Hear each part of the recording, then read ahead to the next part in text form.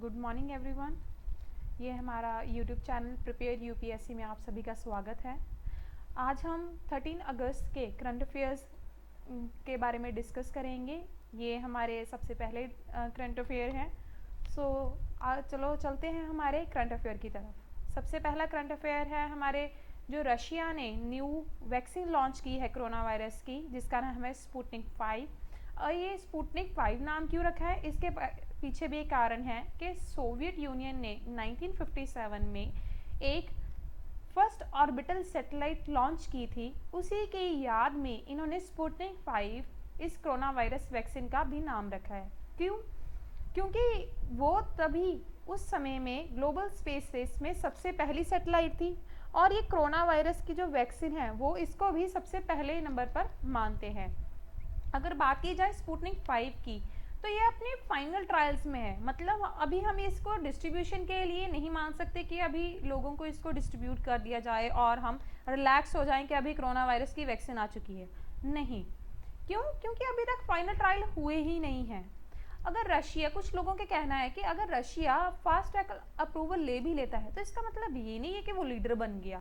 Leader बनने के लिए पहले उसको इसके फाइनल ट्रायल्स क्लियर करने पड़ेंगे। अगर ये फास्ट अप्रूवल ले भी लेता है तो वो अपने कंज्यूमर्स को ही डेंजर में डाल रहा है। क्यों? क्योंकि अभी कुछ नहीं पता कि इसका पूरी तरह से असर होगा, कि आगे ये उन लोगों को दोबारा कोरोना वायरस होने से बचाएगा भी नहीं बचाएगा। तो ये एक्सपेक्टेंसी इसकी अभी कुछ भी नहीं पता।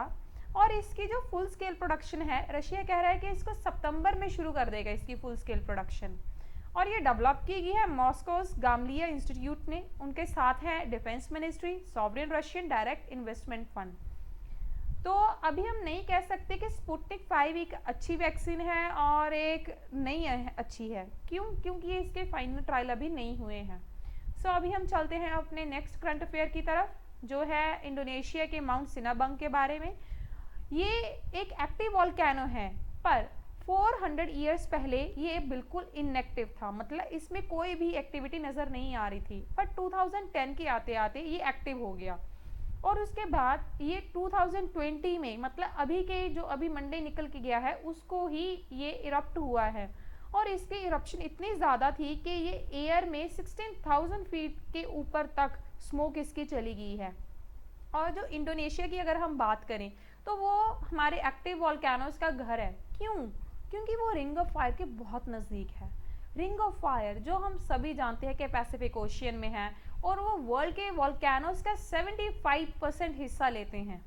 और जो 90% अर्थक्वेक्स पूरे वर्ल्ड में आते हैं वो इसी रिंग ऑफ फायर में आते हैं, क्योंकि यहाँ पर सबसे ज़्यादा एक्टिव वॉल्केनोज हैं। अगर हम इरप्शन की बात करें तो इरप्शन कैसे होती है? जब मैग्मा ऊपर आता है। अब मैग्मा कैसे बनता है? जब अर्थ में मेंटल पिघल जाता है। जब मेंटल पिघलता है तो वो मैग्मा की फॉर्म ले लेता है। और वो मैग्मा अगर बहुत ज़्यादा थिक होता है, बहुत थिन होता है, बहुत ही लाइट होता है वो सॉलिड रॉक से, इसलिए वो अपने आप को सरफेस पे लाने के लिए बहुत ज़्यादा सक्षम होता है। और जो मैग्मा सरफेस पे आता है वो कैसे आता है? वो दो तरीकों से आता है। एक है वेंट, एक है फिशर। वेंट और फिशर। जब ये इरप्ट हो जाता है तब इसको क्या कहते हैं? इसको कहते हैं हम लावा। क्यों? क्योंकि मैग्मा से जब गैसेस एस्केप हो जाती हैं, मतलब मैग्मा से गैसेस निकल जाते हैं, तो वो लावा का रूप ले लेते हैं। अगर हम बात करें कि माउंट सिनाबग है कहाँ, वो लोकेशन के लिए हम ये देखते हैं कि इंडियन ओशियन के बिल्कुल राइट में है इंडोनेशिया। इंडोनेशिया में यहाँ पर नॉर्थ सुमात्रा है। नॉर्थ सुमात्रा के बिल्कुल नॉर्थ में माउंट सिनाबग है। आप ऐसे भी याद रखते हैं, नॉर्थ सुमात्रा का नॉर्थ और इसके नॉर्थ में है माउंट सिनाबग। लेक टोबा ये इसके भी बिल्कुल नॉर्थ में है। स्ट्रेट ऑफ मलक्का के बिल्कुल लेफ्ट में है। हमारे ये लोकेशन जो है ये इतनी इंपॉर्टेंट क्यों है? क्योंकि यूपीएससी में काफ़ी बार लोकेशन का जिक्र कर लिया जाता है, तो हमें पता होना चाहिए कि इंडोनेशिया कहाँ पर है, इंडोनेशिया की कैपिटल कहाँ पर है, उसके साथ की कंट्रीज़ कौन कौन सी हैं, और वहाँ पर कौन कौन से स्ट्रेट है, कौन कौन से ओशियंस हैं, कौन सी लेक है। इसके बारे में हमें जानना बहुत ज़रूरी होता है। क्यों? क्योंकि यहाँ इस चीज़ों के बारे में वो पूछ लेते हैं। सो माउंट सिनाबर्ग के बारे में आप ज़रूर जानना कि वो मैप में लोकेशन में कहाँ पर है। और हम अगर बात करें तो टाइप्स ऑफ वॉल्केनोस की, वॉल्केनोस 6 तरह के होते हैं। सबसे पहले आते हैं फिशर वॉल्केनो। फिशर का मतलब होता है कि साइड के रास्ते से बिल्कुल निकल जाना। जो आम हम वॉल्केनोस की बात करते हैं तो वो सीधे निकलते हैं। सीधे कहाँ से निकलते हैं? वेंट में से।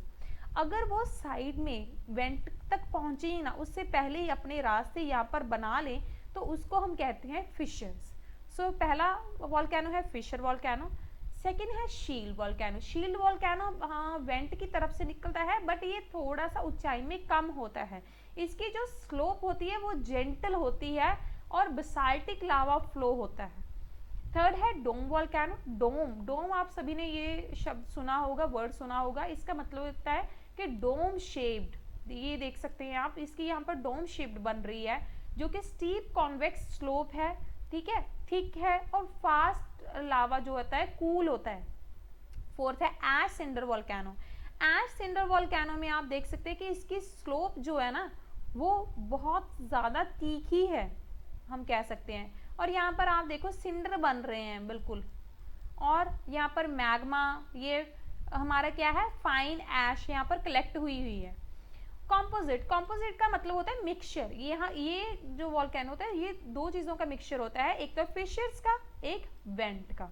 यहाँ पर दोनों तरीके से लावा बाहर आता है। लास्ट है क्लेडेरा वॉल्केनो। क्लेडेरा वॉल्केनो मतलब ऊपर से खाली इस तरह से हमें नजर आता है, जो कि नीचे से एक्टिव होता है, नीचे से इकट्ठा होता है और फिशर्स के रूप में ये बाहर आने लगता है। तो हमारे ये टाइप्स ऑफ वॉल्केनोस बहुत ज़रूरी है यूपीएससी पर्सपेक्टिव से। हमें ये सभी तरह के वॉल्केनोस को अच्छे तरीके से करना है कि अभी ये भी देख लेना कि एक्टिव वॉल्केनो कहाँ कहाँ पर हैं। हमारा अगली चीज़ जो आती है वो आती है कि ये वॉल्केनोस इतने एक्सप्लोसिव क्यों होते हैं। एक्सप्लोसिव होने का कारण इनके दो चीज़ों पर निर्भर करते हैं। पहला कि ये रनी है, सेकंड ये थिक है।